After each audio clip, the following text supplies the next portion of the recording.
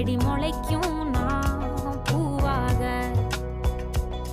வெயில் அடிக்கும் நாள் வரைக்கும் கொடை பிடிப்பேன் தாயாக. நீ நீ சொல்லும் கதை நான் நான் கேட்கும் வர நாமாவும் மாய பறவைகளே தென்கிழக்கு தேன் சிட்டு